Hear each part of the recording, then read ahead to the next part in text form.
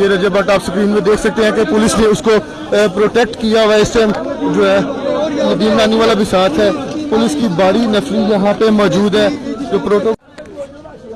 जी बिल्कुल नाज़रीन, आप देख सकते हैं इस टाइम स्क्रीन पे कि हम सेशन कोर्ट के अंदर मौजूद हैं और शाजी ये जा रहे हैं। ये देखें शाजी और मलिक जमान साहब भी मौजूद हैं और भी उनके जो दोस्त है बाब यहाँ पे मौजूद हैं। इस टाइम ये सूरत हाल है, सेशन कोर्ट के अंदर मौजूद हैं। अभी यहाँ से रजब भट्ट की जो है पेशी हो चुकी है, अब वो यहाँ से बाहर जो है वो निकल रहे हैं।